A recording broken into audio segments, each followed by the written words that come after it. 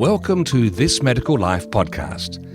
These are the stories of medicine with Steve Davis and Dr. Travis Brown. This is the story of correctly dosing statins.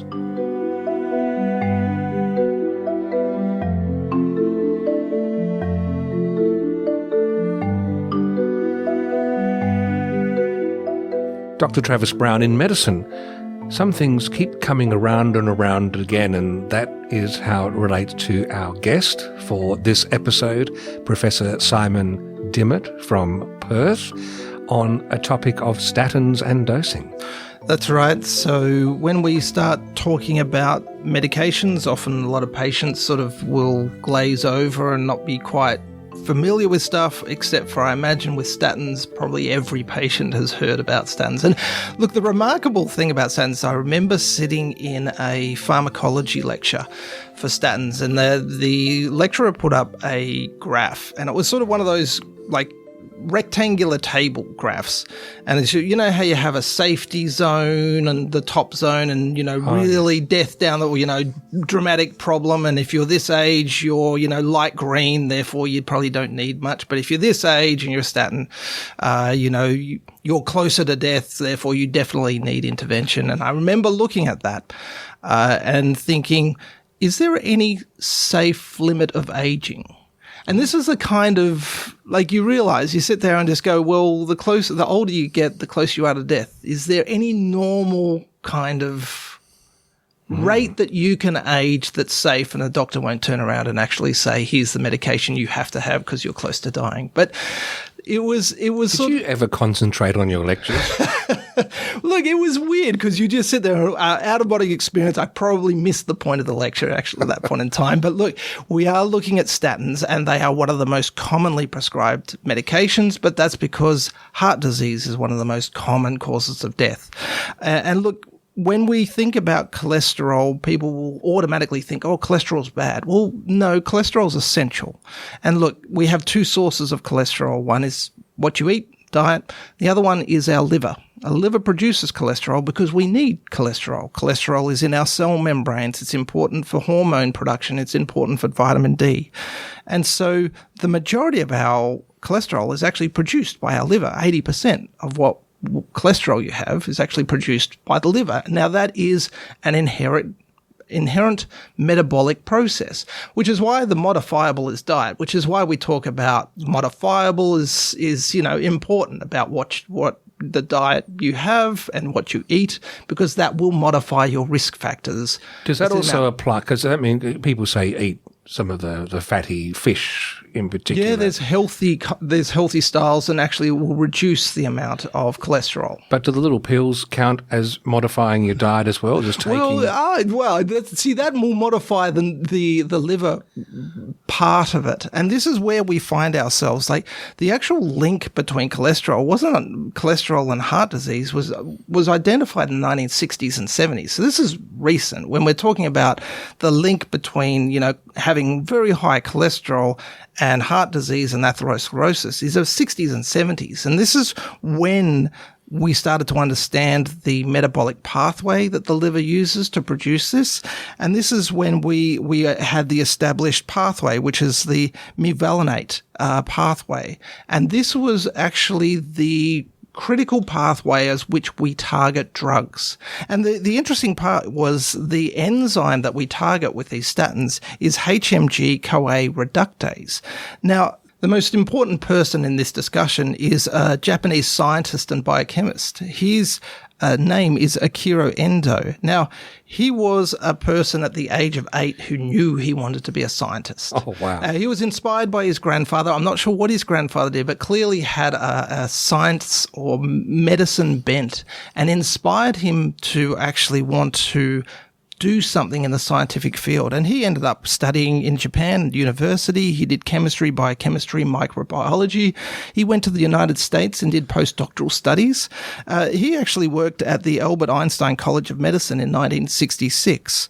And this was really critical to his understanding and where he wanted to go, because what he looked at is he had his Japanese background, and he had going to the United States, and what he saw was two cultural differences to diet, and actually saw that, look, obesity and lifestyle factors and diet can affect someone's health risk and their health risk for heart attacks and heart disease. But he was understanding, and he studied the cholesterol pathways and was working in the areas that these people were starting to understand. And so the perfect target for all of this was this HMG-CoA reductase, because it was a critical step in the pathway. It seemed to be limiting, so if you could actually somehow inhibit that, then you could reduce someone's overall cholesterol. Now, the interesting approach that Akira took was he thought, well, there has to be some microbiological basis to cause an inhibitor, much like penicillin. Penicillin actually inhibits the cell wall of a microbe. It will destroy it once that's interfered with. So he said, well, maybe there has to be a chemical that will target this HMG-CoA reductase. And he ended up searching for it. The search for a suitable compound took 2 years and involved 6,000 strains of microbe. So what he ended up finding was a fungus that actually had a chemical in it that did target this HMG-CoA reductase. And it was Penicillium citrinum that he found out. What he ended up calling it was, he called this chemical compactin. And they ended up saying that, okay, trade name for this is mevastatin. Now, his approach is so unique that I'm sitting there going, it sounds like something dodgy happened, because there was another pharmaceutical company that was looking for exactly the same inhibitor using the exact same exact same process, and they found it in Aspergillus terris. And so then they ended up, this was Merck Pharmaceuticals, ended up releasing it around the same time. And I'm like going, that seems like a really unusual target for both to find in fungus. But again, I won't go down the conspiracy. No, I was already there thinking about looking in fungus. Well, and that's the thing. If he was looking for it and they were looking for it, maybe they thought something was on it. Again, I'll leave that alone. But the Merck ended up getting the approval first through the FDA, through the US, and they released it as lovastatin.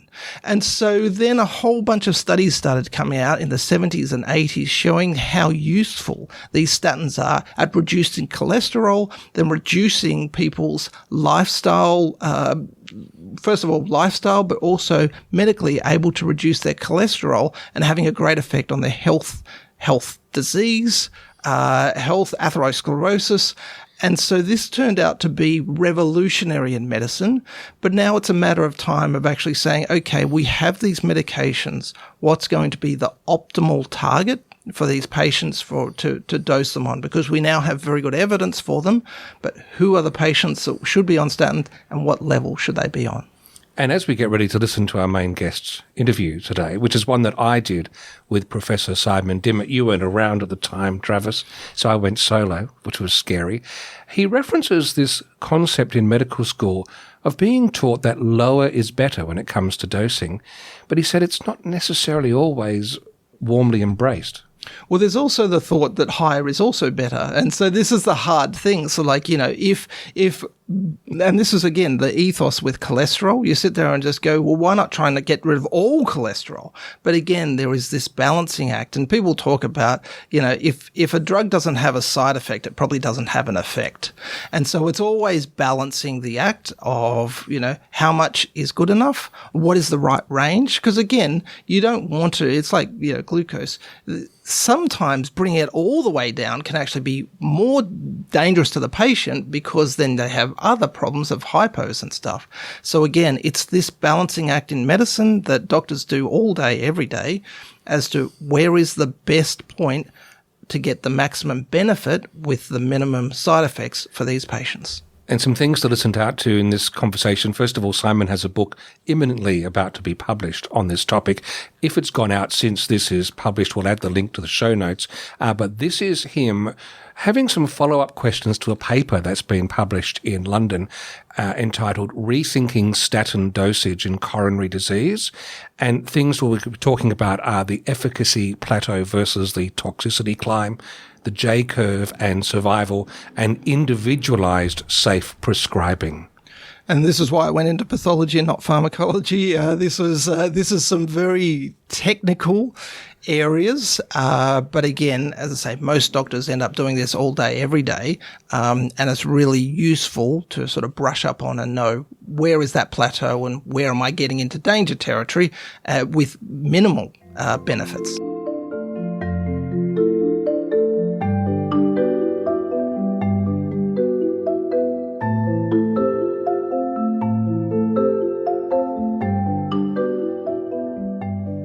A new paper published in the UK, Rethinking Statin Dosage in Coronary Disease, advocates for safe prescribing by highlighting that while statin efficacy plateaus at mid-range doses, toxicities increase manyfold. Its lead author is Professor Simon Dimmitt. Welcome, Simon. Thank you very much. Let's begin with the fact that your research indicates that while high-dose statins can achieve marginally greater reductions in coronary events, they don't appreciably reduce total mortality compared to mid-range doses. So how should specialists reconcile this with the current guidelines that often push for maximal tolerated doses? Statins are a wonderful treatment because they directly target cholesterol production, but in all the cells. Cholesterol has its purposes in the function of cells and in the production of hormones. So it was a tension for all prescribers, the notion that statins in clinical trials with the early developed statins, which were milder, improved survival, reduced deaths from coronary disease and total mortality. We haven't seen such positive results perhaps with any other drug class. So the balloon went up. For decades before, it was termed a cholesterol hypothesis. We knew about cholesterol in physiology, but not in saving lives. Lowering cholesterol is a preventive, not specifically a treatment. It has been promoted as an anti-inflammatory, but there are better drugs for that. And as a preventive, to improve survival, you have to have the right patient, the right target, which statins are for the cholesterol production in the cells, and perhaps to be of a sufficient age to be at risk of demise from the damage that cholesterol contributes to in the arteries. So the trials have been enormous in this area and have been very encouraging for the reduction of coronary events and therein hospitalizations, which is an economic question as well. But with respect to survival, none of the higher dose trials showed any mortality benefit that was worth the trouble of the increasing side effects with higher doses. So how do we make sense of that, especially in light of the fact that most drugs have 10 side effects? Is that playing a part in this disparity between going higher versus staying with the mid-range? The only drugs that get to market are ones where the benefits outweigh the side effects at the right dose. And the problem for the clinician is everyone's dose is going to be different. So we've been targeting cholesterol levels and ignoring, there is a J-curve in this question, like there is with alcohol and many substances and many drugs, so that you can get benefit to a certain level, a sweet spot dose, which when exceeded gives you only marginal further benefit, but rapidly increasing side effects, which are minimal at the original doses marketed, because the companies have a huge responsibility and are highly regulated, so-called pharma. They have no interest in supporting a drug that is harmful, and they pull such drugs as early in drug development as possible.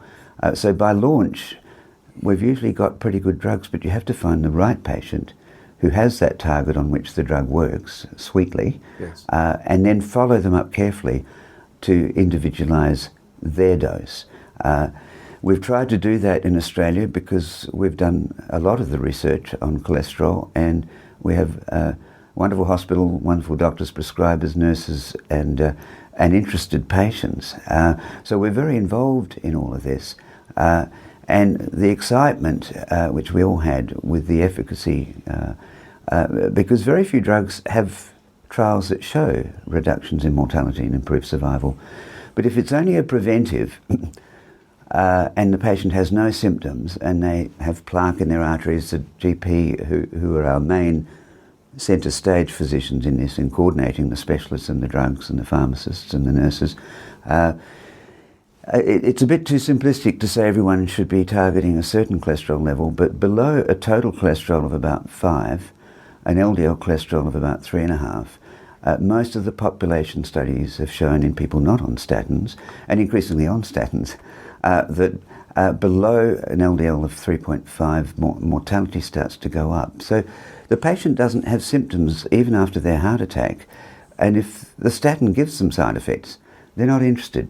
And as a consequence, global use of statins has just faded. Well, yes, I want to pick up on that too, because when you're talking about that level where mortality starts increasing, is this where we think about that concept that in some situations, control of a situation rather than eliminating it is a prudent path? No, exactly. Most of us, when we graduate, nurses, pharmacists and medical practitioners, we're out to stamp out disease, stamp out the pollution, the cockroach, the radiation, whatever it is that we're passionate about. And then, of course, we learn in emergency departments that, as we saw with COVID and septicemia, pneumonia from other causes, that if you don't eliminate a lot of the disease and the cause, people die. But it really is only infections and aggressive malignancy where elimination of disease is often necessary. Even in those conditions, the immune system takes over pretty quickly, including in cancer, most interestingly. So if you control a lot of the disease, the body takes over with the immune system and other restorative measures and recovery. But when you're in the emergency department and people are very sick, you think in acute terms. Taking statins for many years has a cumulative benefit, but if the dose is too high, the side effects accumulate. The least appreciated until recent years was an increase in diabetes from statins, and that has really put the nail into statin prescribing, because a lot of our patients are diabetic or in the future are going to become diabetic. We don't want to make any of their state worse. And so the pullback to the original evidence-based doses for survival is something we want people to consider. Now, you've previously estimated that the median population oral effective dose, 50%, the ED50, for various statins, I mean, for some of them it sits at, say, 4 milligrams, for example. Given that the smallest manufactured dose is often double or sometimes triple the minimum effective dose, do you think that industry needs to provide lower dose formulations to better support that start low, go slow approach? The effective dose 50% is analogous to the awful lethal dose 50% we learnt about with radiation in the context of nuclear weaponry and, of course, safe treatments of a lot of the cancers with very targeted radiation now that we can image disease better. So halfway up the dose response curve, halfway to the maximum effect of the drug, my colleagues say, well, why would you go only halfway? They're spending money, they're taking risks. Why shouldn't they have the full dose? And it's because there's also all these side effects, all of which increase in number and severity with dose. And this has been known for some time. It's just a concentration, mass concentration effect. So trying to get some sweet spot in the middle where the side effects are not noticeable. The problem is if you have no symptoms after your heart attack or your stroke, you will not accept any side effects. You will not take a drug every day for anything where you're not tolerating that drug. And so I mentioned the everyday because the effects of statins take many months to accumulate in terms of the beneficial effects. The trials that showed any acute effect of statins on outcomes in coronary care units were not convincing. The best one had a statistics of P of less than 0.05. You want something much more convincing. So the analysis of all the early trials when less people were on statins was the benefits appeared mostly by the end of the first year. There is no hurry. So a lot of patients realise that it's a business plan that pharma is operating on. Consumers can really find their own best dose as long as they're being supported by their GP, and the specialist is also recommending other drugs for their arteries like blood pressure drugs, diabetes drugs, and blood thinners. All of those together can prevent people ever going to hospital again, even when they've had bypass or stents. It isn't just statins alone, so they don't need to be increased as if it was the only thing that would save their lives. So I've covered a few concepts in there, but the curiosity was working with pharmacologists in the UK, all the way to Oxford, in fact. The dose response information that the companies have and the pharmacologists and indeed the pharmacists have is quite reliable at drug launch, and we don't need to maximise the dose. In fact, at universities, students are taught to start low and go slow. The benefits of statins take many months to accrue. There is not a hurry, and so it should be with your local physician where you follow through, and if there are any side effects, they're likely to diminish or disappear when you reduce the dose to even taking the standard formulations twice a week. As long as the cholesterol is getting below about 5.5, and the patient has stopped smoking if they do, and is not gaining weight, which we all do if we're not careful in the wonderful places we all live in the countries who I hope are listening to this, and I pray other countries will also have the many advances of technology we have in peaceful times. So I know that there's a lot of concern and distraction about matters like simple prescribing. But there is no hurry, and we have other drugs that also help patients with coronary disease, and we need to stay focused on all of the risk factors, and the most important of the risk factors are blood pressure and clotting. Blood pressure may be up to 10 times as important as cholesterol, according to the biggest studies published in the New England Journal of Medicine and Lancet in the last few years. And so there is advice coming from public health that we shouldn't overdo cholesterol, but if you have had angina, you must be on a statin at some dose because of the benefits shown in the early trials. Well, that's interesting because global statin uptake remains remarkably low. The figure I saw was less than 3%. So what effect do you think aggressive dosing and the resulting side effects, the new onset diabetes, the myalgia, etc., have contributed to this public hesitancy? Yes, it hasn't been studied as well as you might hope, because we've been correctly very dogmatic about everyone should be on a statin if they've had symptoms of heart disease, of their angina. So perhaps we haven't been paying enough attention to adherence and practicality and cost. And my reference to a lot of countries who have where there are other priorities is that if there are drugs, even the malaria drugs and some of the cancer drugs are just not taken because of the toxicity. And the possibility that a smaller dose will do a lot more than nothing in all conditions was something we developed an interest in a long time ago, in the context actually of the mental health drugs, where there's a similar there is an urgency. People are very ill when they present, and they often do need a higher dose to begin, which is then back titrated or adjusted for that individual patient. And a lot of those drugs should never be stopped, like statins. But you can't take drugs long-term without side effects. So we need to be looking for just enough, a sufficient dose. And like a similar interview we did a few years ago, Steve, on aspirin, we learnt that in the context of blood thinners, which have very manifest side effects if you overdo it. So bless the doctors who continue to promote statins, but it only needs to be enough, and it needs to be followed up by the usual physician of the patient consults at their local practice. Simon, you note in the paper that an adverse event can be at least 5-fold more likely than a survival benefit in some scenarios.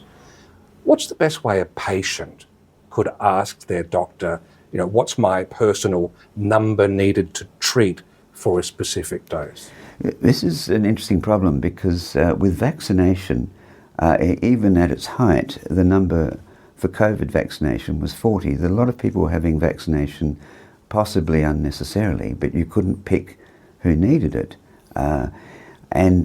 So we've found, I think, a balanced approach of making sure that people who are not able to defend against infection, like children or people with certain chronic diseases, are more carefully targeted. From the point of view of artery disease, lifestyle is the main thing. Not gaining weight, not taking too much salt, and being physically fit and active.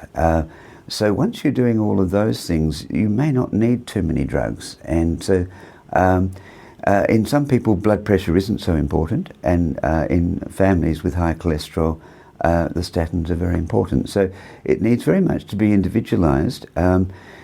Just having high cholesterol on its own without other risk factors like diabetes, you will be at a lower risk. So you still don't need the highest doses, but they were made available when we were really doing trials and seeing what was best for people. But the high doses simply seem to be unnecessary in most people. And of course, without this being construed as medical advice, in closing, I'm just wondering if a patient is experiencing, say, some mild side effects like fatigue or muscle aches on a high dose of one of these drugs, does your research suggest that dropping to a mid-range dose might still provide nearly the same level of protection against a heart attack, for example? Yes, exactly. The terrifying thing we found when we looked at where this had been tested in a half a dozen very large trials was that even coronary deaths were no lower with the mid-range dose. And in the end, it's survival is king, So, and a lot of people do have angina, which is controlled by other drugs. So, but that needs to be done in collaboration with your physician and pharmacist. But I do encourage patients to read on the internet, with or without AI, and ask questions. And a lot of people are respecting a balanced view with treatments and prescribing. It isn't all or nothing. It's been very sad that apparently many people around the world have taken the all or nothing approach. That there's a loss of trust because the doctor is convinced of the importance of cholesterol, which is always going to be correct, but in some patients it's less, others more important.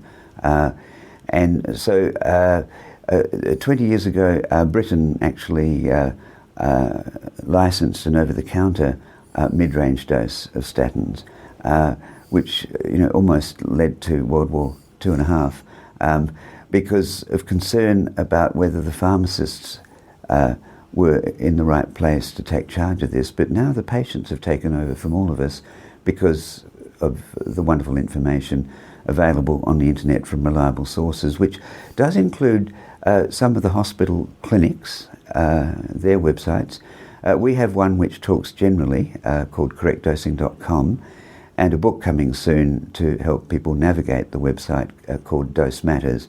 And the title of the book is to emphasise that everyone has their own individual dose. So with painkillers, people have seen that. Short term, everyone needs a high dose of antibiotics, but that might be the only situation where everyone gets the maximum dose at the beginning. Usually you should go very carefully in concert with advice. The paper is titled Rethinking Statin Dosage in Coronary Disease. It's available at correctdosing.com and on the internet. Professor Simon Dimmitt, thank you very much. Thank you very much, Steve.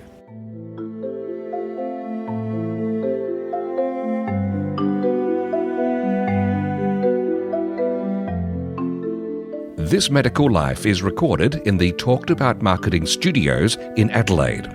For show notes and more information about the podcast, visit thismedicallife.com.au. You can contact the hosts on social media. Dr. Travis Brown can be found on X. His username is @Dr. Travis Brown. That's Dr. Travis Brown. And Steve Davis can be found on LinkedIn. Go to linkedin.com/in/TheRealSteveDavis. This has been a PathNotes Proprietary Limited production.